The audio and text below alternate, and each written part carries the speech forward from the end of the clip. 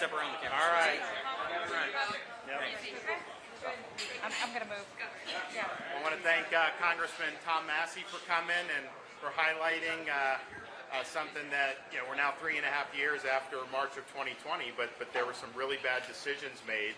He was very prescient in pointing that out under a lot of pressure about, wait a minute, if you're going to go print $2 trillion out of thin air and pay people not to work and all this other stuff, you may end up having some inflation, you may end up having some problems. A lot of people didn't want to listen, but I think he's been proven right on that. And then, of course, they did another $2.2 trillion in December of 2020, and then Biden did $1.9 trillion in March. We've never seen anything like that in the 12-month period. And I think the high prices, everything, that's a direct result from those policies, and those were policies that were flawed. Thomas said that when it wasn't easy. Now more and more people are willing to recognize it. I don't know that a lot of the political class is willing to actually do anything to hold anyone accountable for it. That'll be my job, but clearly this was something that was really, really significant. And so when I called him then, I knew what he was dealing with, because we were taking some different stands in Florida, but he was right, and we need that. We need people that have courage to be able to stand up when it's not easy to do and to get the job done. So I'm glad he's here spreading that message. Congressman, Nikki Haley's campaign actually went after Governor DeSantis yesterday, and they called you the most anti-Israel Republican in Congress, given some of your votes, some of the things you said about AIPAC, things like that. Can you kind of address that? Well, first of all, let me say, I agree with Ron DeSantis on about 85% of things. And you can go back and look at our votes. We didn't think alike on foreign policy, right? I'm here to support him because I know what's in his heart. He's like the smartest guy I ever met in Congress. There's no close second, okay? And so I'm supporting him as a person, and we're going to have policy differences. I got hit because I don't want to send foreign aid overseas. Like, I have, some people consider it extreme. I have this extremist view that I've never voted for foreign aid ever. And that got me sideways with some of those groups, but that's okay, and we have different the thing about Thomas, he's very principled about it. It is not against or for any country. Obviously, I've been a big supporter of supporting Israel. I think it's in our national interest. But when he gets tagged as somehow being against Israel specifically, that is not true. He has voted against 100% of it. That's his position. And he's been very principled on that. And we don't have to agree on that to realize that we need a lot of change in Washington, and there'll be a lot that we're going to be able to do that's going to make a big, big difference. Governor, you've been asked a lot this past about Cape Cod, women in Texas, who left the state to obtain an abortion. Do you think state legislators in court systems are going down Ziegler's path and putting women's lives at risk by making legal decisions that contradict the medical advice that they're being given by the doctors? We addressed this at the CNN town hall, so I'll refer to my comments there, but I would just reiterate that we need to address issues like this with compassion. These are very difficult circumstances. Nobody wants to be put in those circumstances.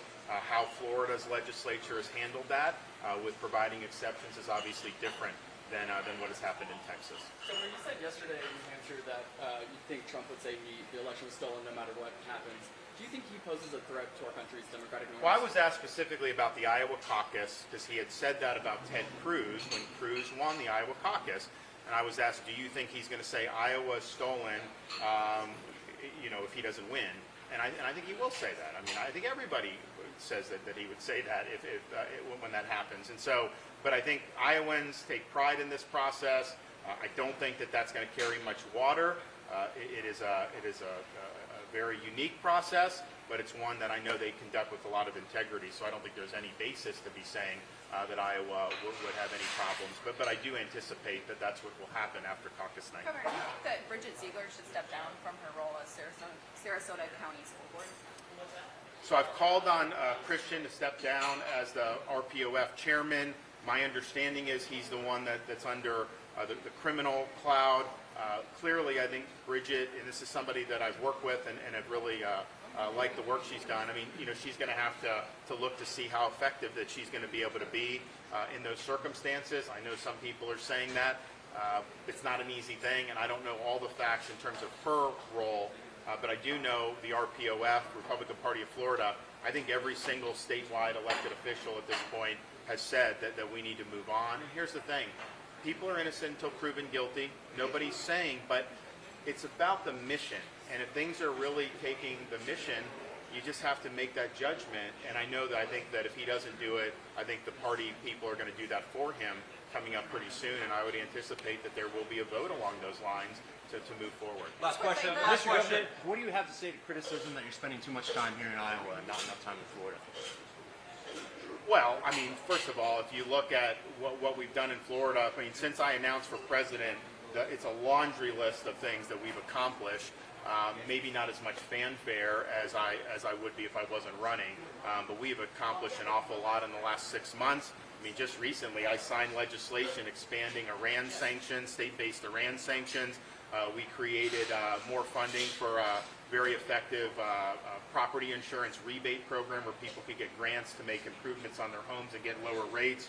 We did more money for scholarships for students with unique abilities, which is something that's very significant. And we did hurricane relief for Idalia victims, which we obviously tended to in September of this year.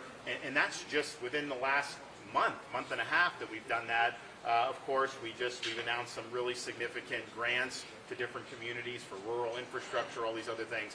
So we're doing all of that, and we're getting a lot done. And I would say that as 2023 comes to an end, there's never been a year in the history of Florida where more has been accomplished than what we've been able to do in 2023. That's part of the reason why we're getting support in Iowa, because people see, you know, it's enough about the slogans, it's enough about the show.